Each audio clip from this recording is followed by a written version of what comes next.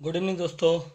एक बार फिर से स्वागत है आपके अपने यूट्यूब चैनल एएमयू क्लास के टीजीटी पीजीटी कला टेस्ट सीरीज के महा मैराथन के रात के 8 बजे के आज के इस वीडियो में, जिसमें हमारा टॉपिक है कला के तत्व।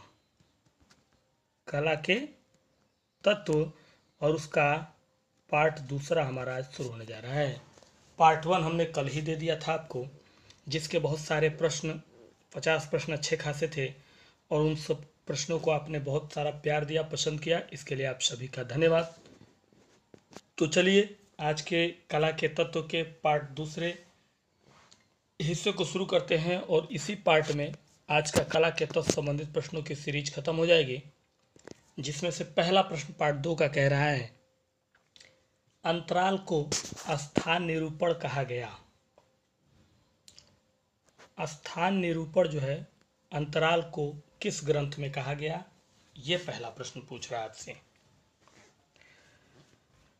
तो महामैराथन के आज के इस सीरीज में कला के तत्व के दूसरे पार्ट का पहला प्रश्न कह रहा है, अंतराल को स्थान निरूपण कहा गया महाभारत में, रामायण में, अभिलाषितार्थ चिंतामणि में, या उपरोक्त में से कोई नहीं। पहला प्रश्न है आपका और पहले प्रश्न की शुरुआत कमेंट्स के माध्यम से शुरू कर दीजिए और बताइए कि क्या होगा पहले प्रश्न का उत्तर। तो पहले प्रश्न का सही जवाब जो होगा वो हो जाएगा आपका अभिलाषितार्थ चिंतामणि में। किसमें? अभिलाषितार्थ चिंतामणि में स्थान निरूपण कहा गया। किसको? अंतराल को। चलिए आगे बढ़ते हैं। दूसरा प्रश्न देखिएगा, प्रश्न संख्या 2 कह रहा है, अंतराल में सम विभाजन का आशय है। सम विभाजन का जो आशय है अंतराल में, वो चारों ओर से तल का समान भार है या फिर तीन ओर से तल का असमान भार है, दोनों ओर से तल का असमान भार है, या उपरोक्त में से कोई नहीं। अंतराल में सम विभाजन का जो आशय है उस आशय का सही मायने इसमें से क्या है, ये पूछ रहा है दूसरा प्रश्न। तो अपने स्पीड को बढ़ाइए और देखिए आज की जो बेस्ट पार्ट 2 की सीरीज है आपकी कला के तत्व से, उसमें कितना आपका सही होता है, और आज का और कल का जोड़ के देख लीजिएगा कि टोटल आपका कितना सही होगा। ठीक है। तो दूसरे प्रश्न का सही जवाब होगा चारों ओर से तल का समान भार अंतराल में सम विभाजन का आशय है। तीसरा प्रश्न देखिएगा, प्रश्न संख्या 3 कह रहा है, विष्णु धर्मोत्तर पुराण में अंतराल को क्या कहा गया है। अंतराल को एक ग्रंथ है विष्णु धर्मोत्तर पुराण, उसमें क्या कहा गया है? स्थान, क्षेत्र, स्थान निरूपण या धरातल। तो यह है आपका तीसरा प्रश्न। और प्रश्न क्या कहना है कि विष्णु धर्मोत्तर पुराण में स्थान अंतराल को क्या कहा गया है। तो अगर कल आपने वीडियो पढ़ा होगा मेरा, तो जो आखिरी का 49वां प्रश्न था उसमें आपको अच्छे से याद होगा कि सम्रांगण सूत्रधार में अंतराल को भूमि बंधन कहा गया था। और अभी थोड़ी देर पहले एक प्रश्न पढ़ा, उसमें जो है स्थान निरूपण को कहा गया अंतराल किसमें? अभिलाषितार्थ चिंतामणि में। लेकिन यहाँ विष्णु धर्मोत्तर पुराण है और विष्णु धर्मोत्तर पुराण में जो अंतराल को कहा गया है वो कहा गया है स्थान। ठीक है। तो ये चीज़ें अपने जहन में दिमाग में याद रखिएगा। चौथा प्रश्न देखिए, प्रश्न संख्या 4 कह रहा है, स्वर्णिम विभाजन सिद्धांत का प्रतिपादन किया। स्वर्णिम विभाजन सिद्धांत, इसके प्रतिपादन किसने किया था? सुकरात ने, यूक्लिड ने, प्लेटो ने या अरस्तु ने?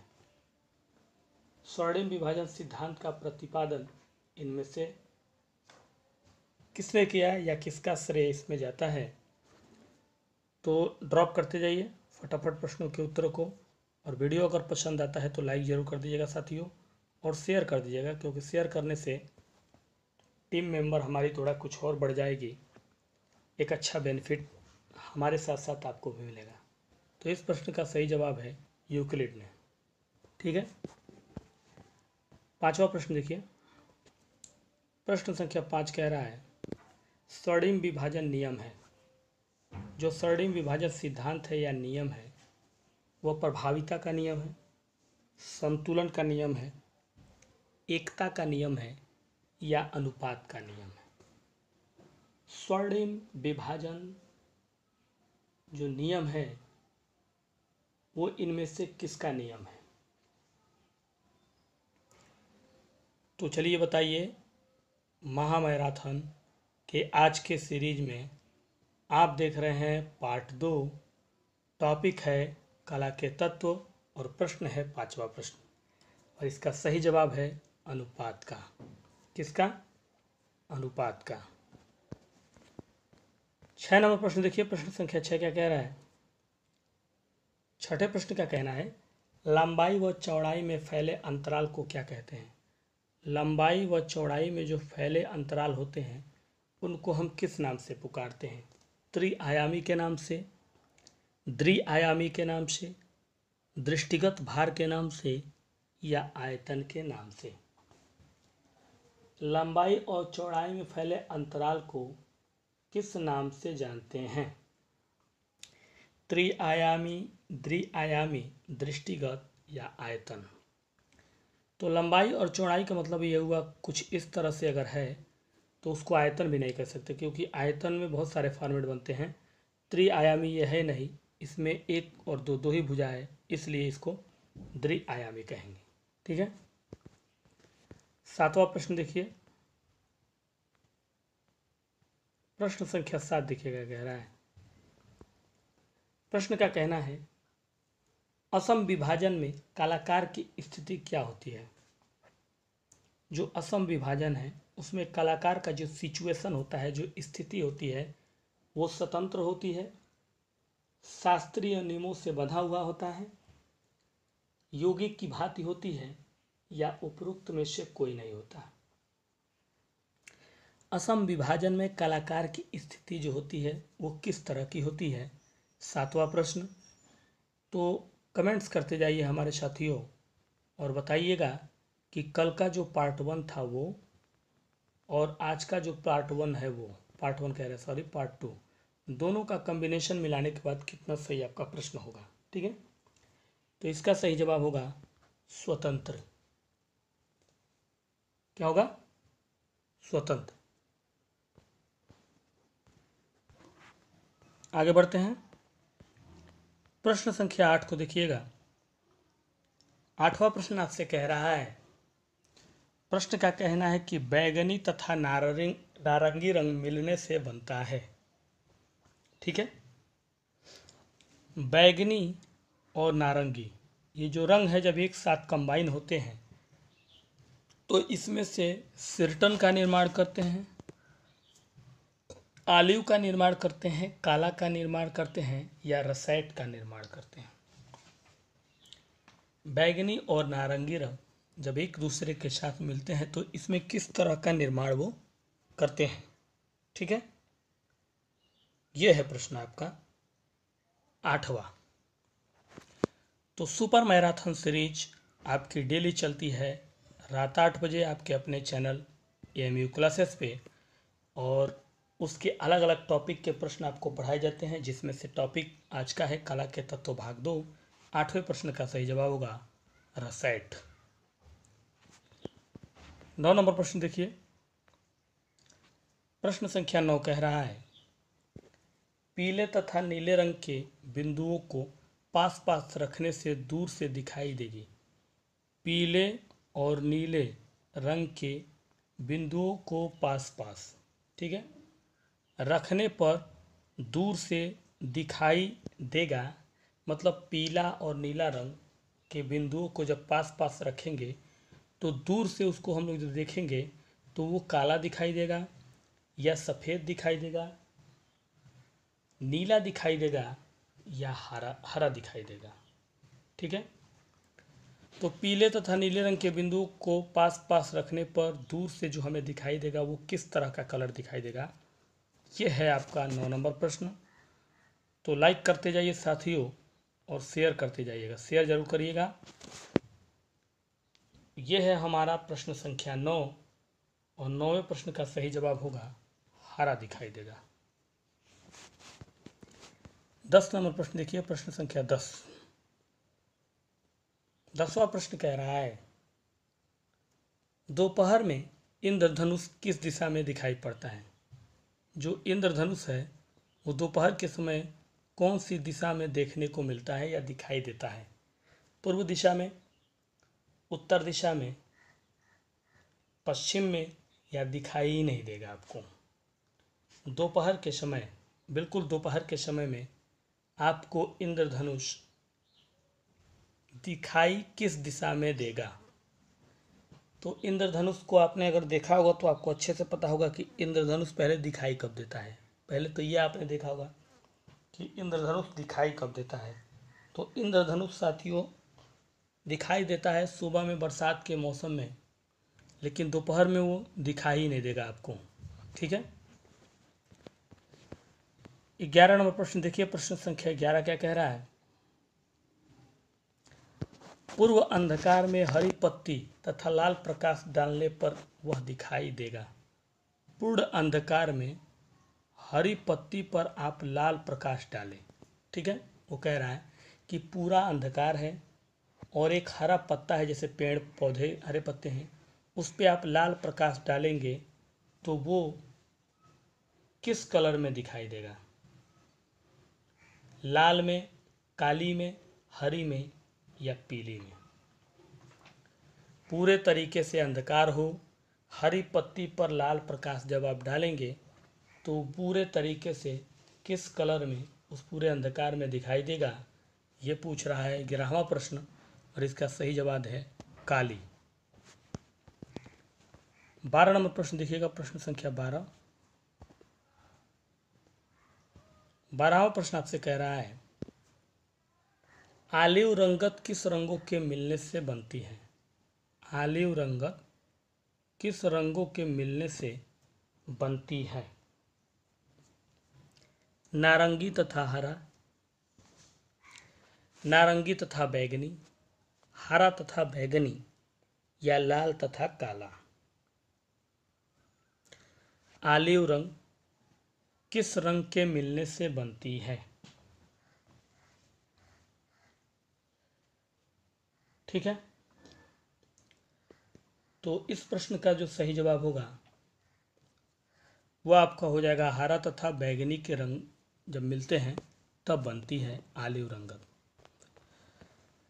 13 नंबर प्रश्न देखिएगा, प्रश्न संख्या 13 क्या कह रहा है साथियों। 13वें प्रश्न का कहना है, प्रश्न आपसे कह रहा है कि पीले प्रकाश में बैगन का रंग क्या होता है। जब प्रकाश पीला हो उसमें जो बैगन है उसका रंग किस कलर का होगा। काला होगा, नीला होगा, लाल होगा या पीला होगा। ठीक है। प्रश्न क्या है, पीले प्रकाश में बैगन का रंग क्या होगा। बैगन जो सब्जी के रूप में हम लोग यूज करते हैं, तो उसको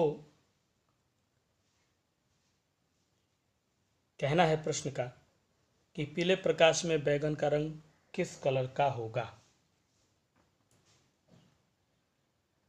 तो पीले प्रकाश में बैगन का रंग जो होगा वो काला होगा। ठीक है। पीले प्रकाश में बैगन का रंग काला होगा। चलिए आगे बढ़ते हैं। अगला प्रश्न देखिएगा, 14 नंबर प्रश्न कह रहा है आपसे, काले तथा सफ़ेद रंग से बने चित्र को क्या कहेंगे। काले और सफ़ेद रंग से जो बने चित्र हैं उनको हम मोनोक्रोमैटिक कहेंगे, क्रोमैटिक कहेंगे, पॉलीक्रोमैटिक कहेंगे या एक्रोमैटिक कहेंगे। काले तथा सफ़ेद रंग से बने चित्र को हम इसमें से किस नाम से पुकारेंगे। ठीक है। यह है महामैराथन, टीजीटी पीजीटी कला टेस्ट सीरीज जो कि रात 8 बजे डेली आपके एएमयू क्लासेस पे चलती है। और एक 14वें प्रश्न का कहना है काले और सफ़ेद रंग से बने चित्र को हम किस नाम से पुकारेंगे? तो वो हम पुकारेंगे एक्रोमेटिक के नाम से। ठीक है। 15 नंबर प्रश्न देखिएगा, प्रश्न संख्या 15। हरा रंग क्या है? जो हरा रंग है वो क्या है? गर्म रंग हरा रंग होता है? ना ही गर्म ना ही शीतल होता है हरा रंग, या शीतल होता है या अत्यधिक शीतल होता है? जो हरा रंग होता है कैटेगरी के अनुसार इसमें से क्या होता है? तो हरा रंग जो होता है वो शीतल रंग होता है। ठीक है। 16 नंबर प्रश्न देखिए क्या कह रहा है, कौन सी कला रूपपद नहीं है? इसमें से एक कला है जो रूपपद कला के नाम से नहीं जानी जाती है। इनमें से वो कौन सी कला है? ठीक है। यह है आपका 16वां प्रश्न। कौन सी कला रूपपद कला के नाम से नहीं जानती? चित्रकला, वास्तुकला, संगीत कला या मूर्ति कला? कौन सी कला? तो साथियों, संगीत कला जो है वो रूपपद कला के नाम से नहीं जानी जाती है। 17वें प्रश्न की तरफ बढ़ेंगे। प्रश्न संख्या 17 देखिएगा, पास पास रेखाएं खींचकर छाया प्रकाश के प्रभाव को दर्शाना कहलाता है। पास पास रेखाएं खींचकर छाया प्रकाश के प्रभाव को दर्शाना स्फुमेटो कहलाता है, चेरा स्क्यूरो कहलाता है, एचिंग कहलाता है या हैचिंग कहलाता है?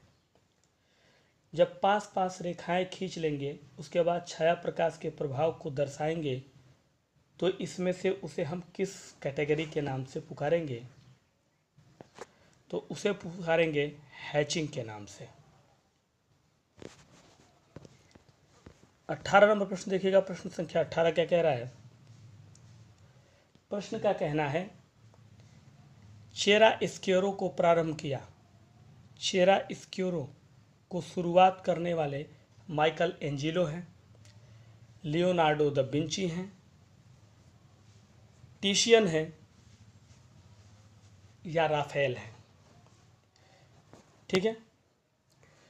तो चलिए साथियों, आपके कमेंट्स बिल्कुल प्यारे प्यारे आने चाहिए। फिजूल की कोई कमेंट्स नहीं होनी चाहिए आपका, क्योंकि आप एक स्टूडेंट हैं और आप एक टीचर की जो है एक अच्छे और पोस्टेड टीचर की तैयारी कर रहे हैं। तो अगर आपको वीडियो पसंद आता है तो जुड़े रहिए और क्लास को ज्वाइन करके रखिए और पढ़िए। अगर आपको लगता है कि इस वीडियो से हमें कोई बेनिफिट नहीं है तो बिल्कुल मैं नहीं कहूँगा कि आप ज़बरदस्ती उसमें रहिए। आप जहाँ चाहें वहाँ पढ़ सकते हैं, कोई आपको रुकावट नहीं है, कोई आपको ज़बरदस्ती भी नहीं है। तो चेरा स्क्यूरो को प्रारंभ किया जिस कलाकार ने इसमें से पाश्चात्य, उस कलाकार का नाम था लियोनार्डो दा विंची।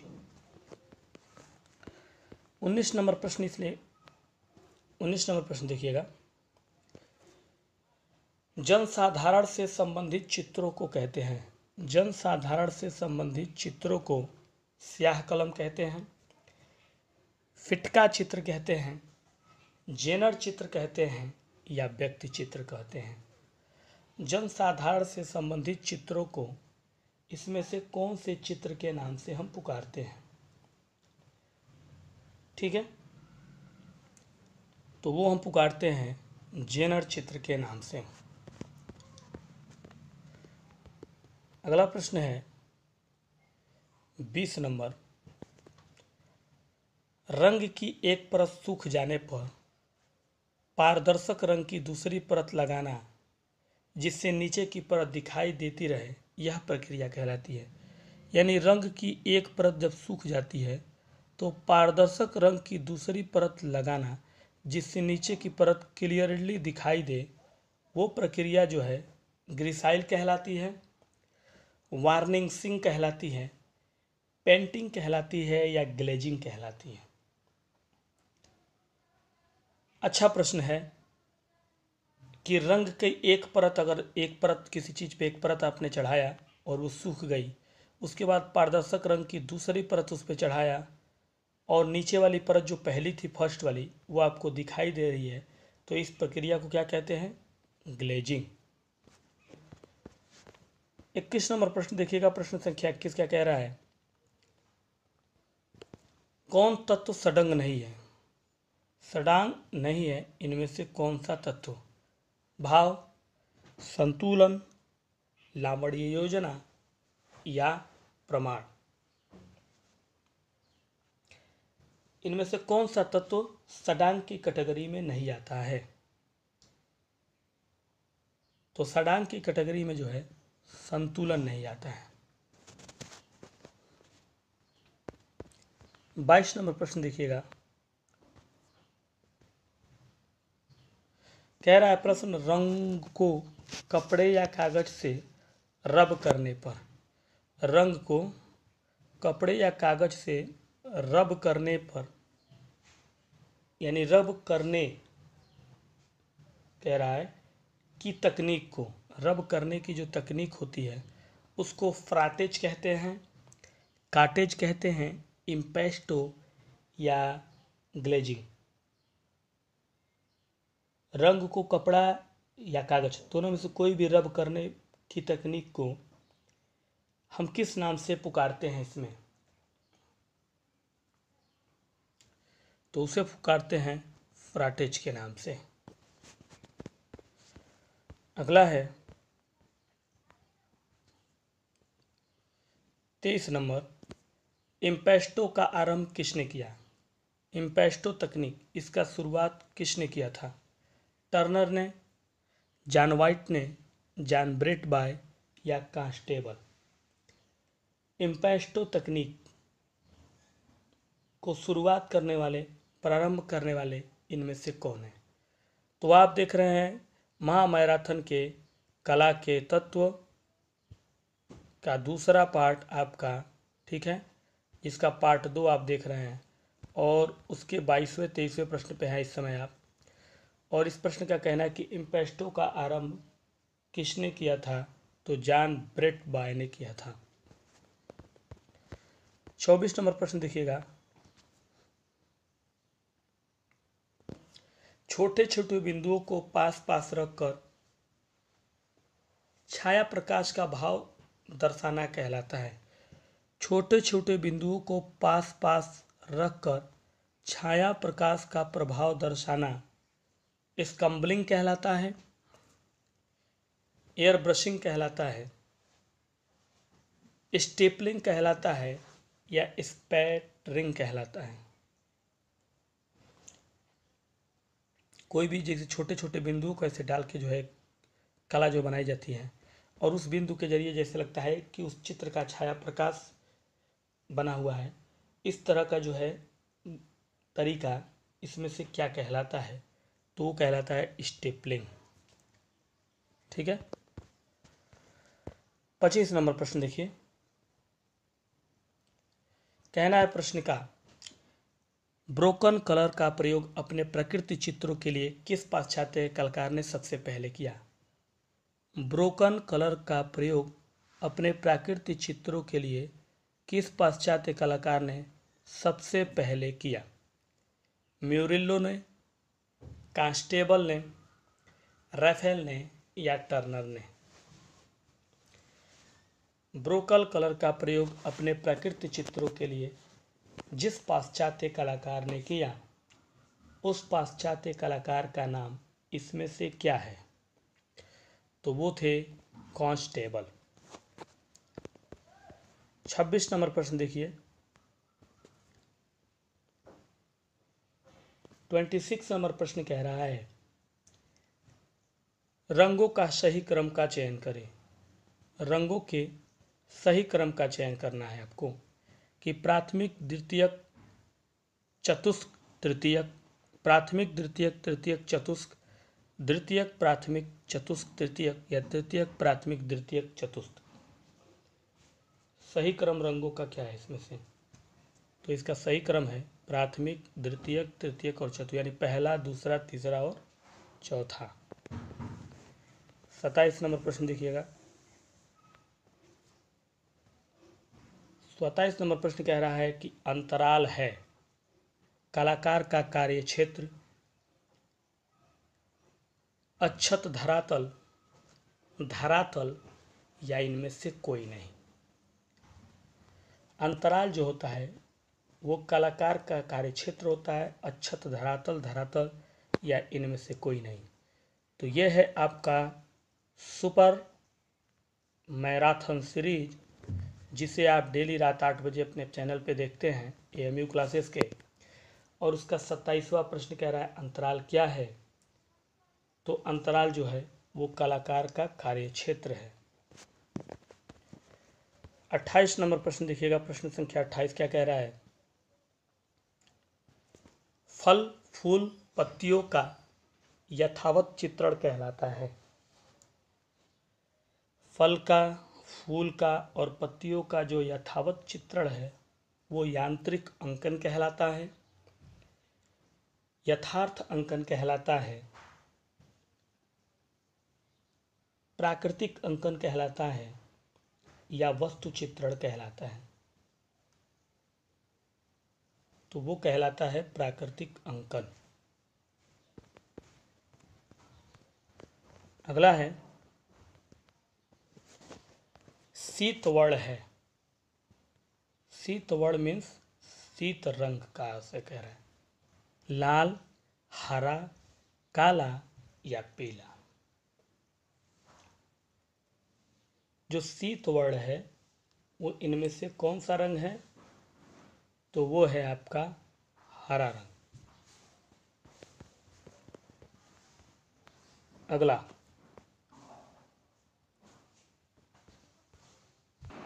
तो साथियों अब हम लोग 31 प्रश्न पे हैं, 31 नंबर प्रश्न पे हैं।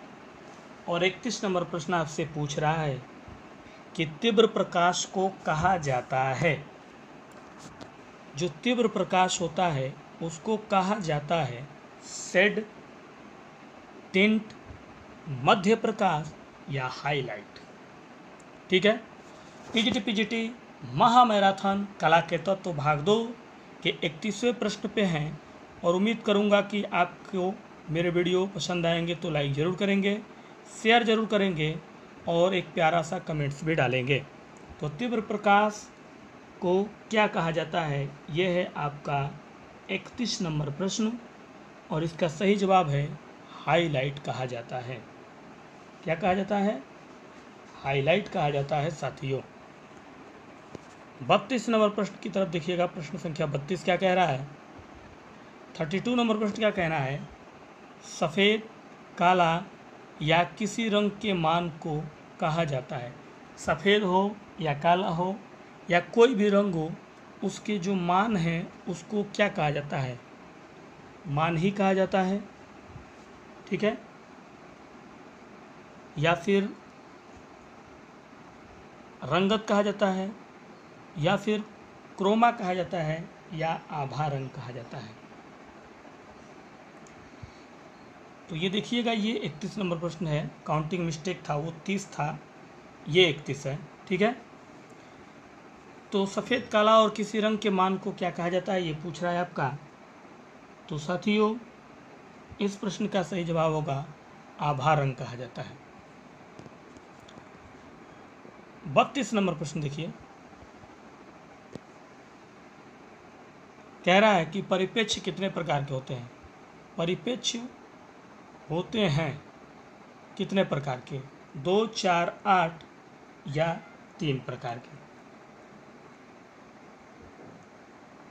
तो 32 नंबर प्रश्न का कहना है कि परिप्रेक्ष्य कितने प्रकार के होते हैं।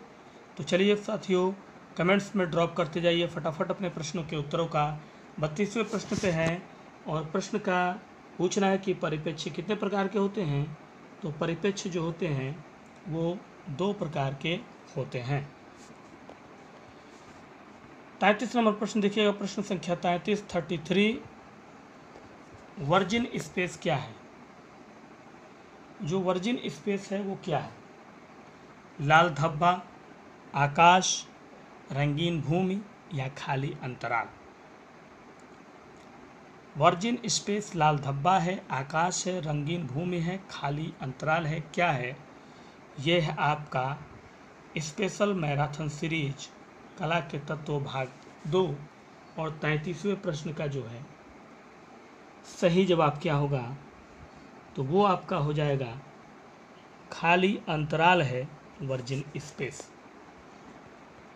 34 नंबर प्रश्न देखिए, प्रश्न संख्या 34 क्या कह रहा है? कहना है 34 नंबर प्रश्न का, कश्मीर के प्रसिद्ध सौंदर्य शास्त्री, कहाँ के? कश्मीर के प्रसिद्ध सौंदर्य शास्त्री क्षमेंद्र ने किस ग्रंथ को लिखा? यानी कश्मीर के एक सौंदर्य शास्त्री है जिनका नाम है क्षमेंद्र, उन्होंने एक ग्रंथ लिखा। उस ग्रंथ का नाम कला मंजूषा है, कला कलम, कला विलास या कला के प्रतिमान। ठीक है, कश्मीर के प्रसिद्ध सौंदर्य शास्त्री क्षमेंद्र ने जिस ग्रंथ को लिखा उस ग्रंथ का नाम कला मंजूषा, कला कलम, कला विलास या कला प्रतिमान क्या है? तो वो है कला विलास। 35 नंबर प्रश्न देखिए, प्रश्न संख्या 35 कह रहा है 35 नंबर, निम्न में से कौन सा कथन सही है? कथन जो है सही है, रेखांकन मूर्ति बनाने से अधिक महत्वपूर्ण है।